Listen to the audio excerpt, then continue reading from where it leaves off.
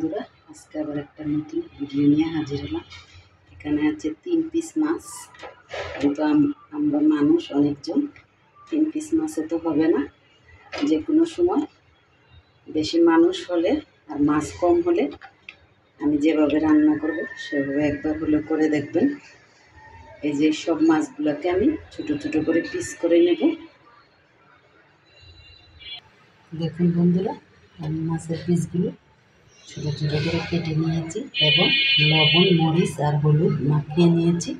আর এখানে তাওয়াতে তেল গরম করে নিয়েছি এবং মাছগুলো দিয়ে দেবো। আজকে বানাবো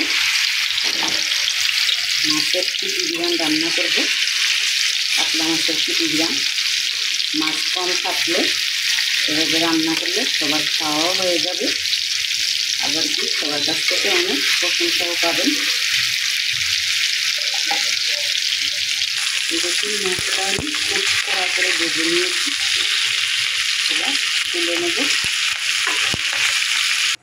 মাছ ভাজার তেলটাই আমি কড়াইয়ে দিয়ে দিয়েছি।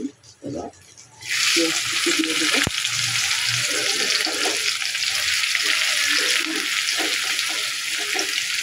দিয়ে দিলাম পেঁয়াজ কুচি। এবার পেঁয়াজগুলো ভালোভাবে ভেজে নেব। দেখুন, পেঁয়াজগুলো আমি বাদামি কালার করে ভেজে নিয়েছি। এবার দিয়ে দেবো পরিমাণ মতন আদা রসুন বাটা, দেবো টমেটো কুচি, দিয়ে আদা রসুন টমেটো ভালোভাবে গলিয়ে নেব। আদা রসুনের গন্ধ যাতে চলে যায় এভাবে ভেজে নেব।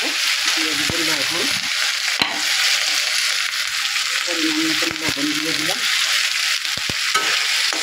একটা মধ্যে সাথে গলিয়ে নেব। টমেটোটা তার মতন দিয়ে গলিয়ে নিয়েছি। এবার দিয়ে দেবো গুঁড়ো মশলা, পরিমাণ মতন হলুদ গুঁড়া, পরিমাণ মতন মরিচের গুঁড়া, আর দেবো ধনে গুঁড়া, আর দেবো জিরে গুঁড়া, আর একটু দেবো। এটা নেড়ে করে ভালোভাবে মশলাটা কষিয়ে নেবো। অল্প একটু পানি দিয়ে মশলাটা কষিয়ে নেব।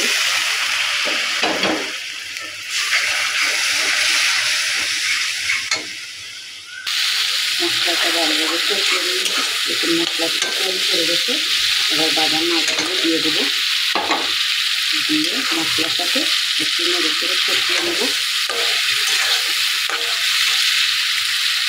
মাছগুলো দিয়ে একটু নেড়ে করে কষিয়ে নিলাম। এবার পরিমাণ মতন পানি দিয়ে দেবো।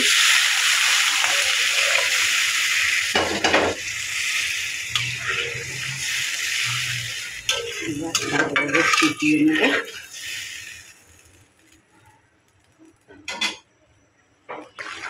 রান্নাটা হয়ে গেছে। এবার উপর দিয়ে একটু গরম মশলা গুঁড়া ছড়িয়ে দেবো।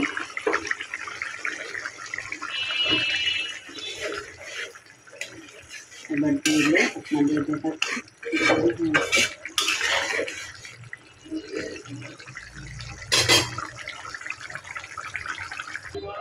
দেখুন বন্ধুরা, রান্নাটা হয়ে গেছে। মাত্র 3 টুকরো মাছ দিয়ে আমি এতগুলো তরকারি করে নিলাম। এভাবে করে দেখবেন। অল্প মাছ থাকলে, মানুষ বেশি থাকলে এভাবে ছোটো ছোটো করে পিস করে কুটি বিরান করে নেবেন। এটা আমি কাতলা মাছের কুটি বিরান করলাম। কীরকম লাগলো অবশ্যই জানাবেন। আর আপনারা বুঝতেই পেরেছেন কীভাবে রান্নাটা করলাম। আর ভালো লাগলে লাইক দিবেন, শেয়ার করবেন, আমাদের পাশে থাকবেন। আজকে এতদিন ধরে ভিডিও ছাড়ছি, এখনও 300 ঘন্টাও হয়নি। অনেক কষ্ট লাগছে। দয়া করে আপনারা ভিডিওগুলো দেখবেন, আমাদের পাশে থাকবেন। আর ভিডিও দেখলে অবশ্যই লাইক দিতে ভুলবেন না, কমেন্ট করতেও ভুলবেন না। আর আপনারা ভালো থাকবেন, সুস্থ থাকবেন। আসসালামু আলাইকুম।